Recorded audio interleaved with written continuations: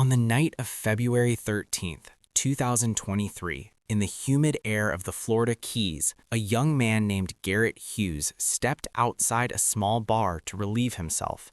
He was 21 years old, shirtless, drunk, and moments away from being shot dead. The man who killed him was Lloyd Preston Brewer III, 57 years old, a property owner, and someone Garrett considered a friend. They had been drinking together that night, laughing, talking, but something changed when Garrett walked outside. What happened next was captured on security footage. A man following another into the dark, a confrontation, a gunshot, and a body crumpling to the pavement. This is not a story about self-defense. It's a story about control, intoxication, and a split-second decision that ended a life and destroyed two families. This is the story of the strip mall killing. The Florida Keys are known for their sunsets, their laid-back atmosphere, and their bars.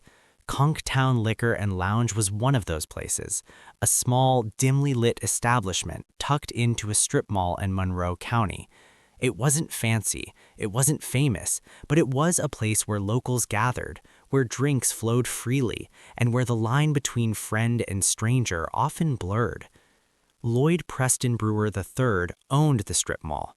He was a businessman, a landlord, a man who had built something in a place where many drifted through. By all accounts, he was known in the area. He frequented his own bar. He drank there. He talked to the regulars. He was part of the fabric of the place. Garrett Hughes was different. At 21, he was still figuring out who he was. He had friends. He had a family who loved him. And on that February night, he was doing what many young men do, drinking with friends, letting loose, enjoying the night. The two men knew each other, not well perhaps, but well enough. They had shared drinks before, they had talked, and on the night of February 13th, they were once again in the same bar at the same time, drinking together. But something was different that night. Both men were intoxicated. The alcohol had loosened inhibitions, dulled judgment, and set the stage for what was about to happen. It was late. The bar was winding down. Garrett Hughes, shirtless and clearly drunk, stepped outside. Maybe he needed air. Maybe he needed to relieve himself. Whatever the reason, he walked to the side of the building Lloyd Brewer owned, and began to urinate. Security footage captured what happened next. Lloyd Brewer emerged from the bar shortly after Garrett. He walked with purpose. He followed Garrett into the darkness. The footage shows Brewer advancing towards the younger man. Garrett, midstream, likely didn't realize what was about to happen. There was no shouting match, no prolonged confrontation, no warning. Lloyd Brewer pulled out a gun and shot Garrett Hughes in the abdomen. The sound echoed through the night.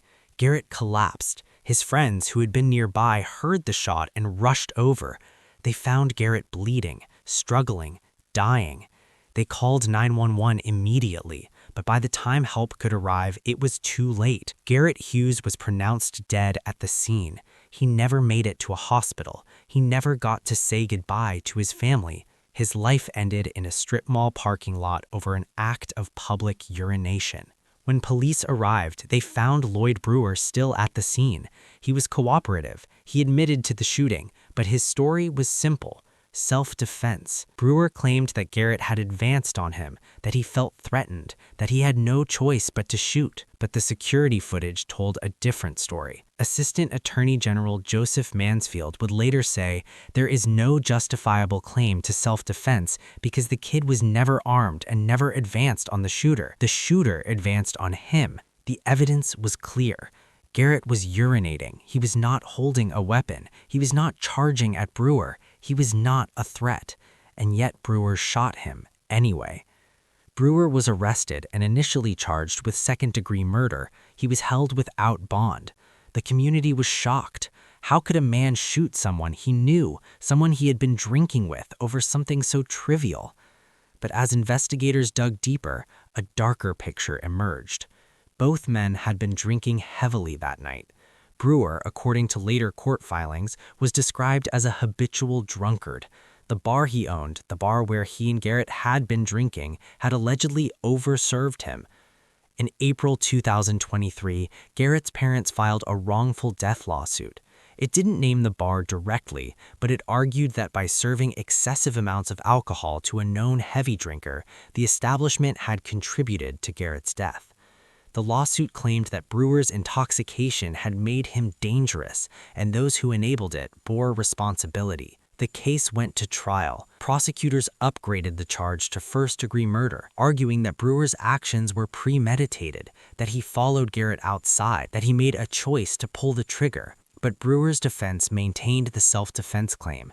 They argued that Brewer felt threatened, that he acted in fear, that the shooting was justified, but the security footage was damning.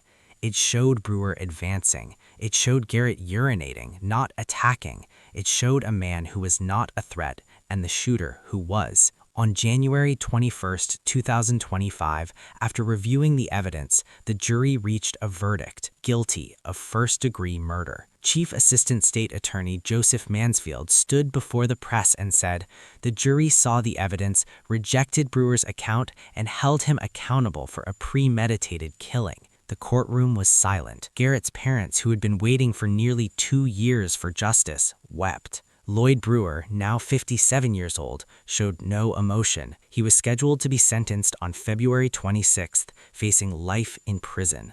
The strip mall killing is a tragedy of wasted potential, poor choices, and unchecked rage. Garrett Hughes was 21 years old. He had his whole life ahead of him. He made a mistake that night. Public urination is not a crime worthy of death, but Lloyd Brewer decided that it was. The question that haunts this case is simple. Why? Why did a man with everything to lose, a business, a reputation, a life, decide to shoot someone over something so insignificant? Was it the alcohol? Was it pride? Was it something deeper, darker that had been building inside him?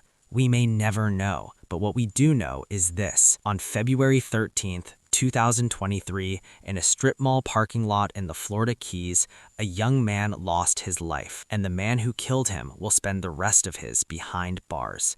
Justice has been served.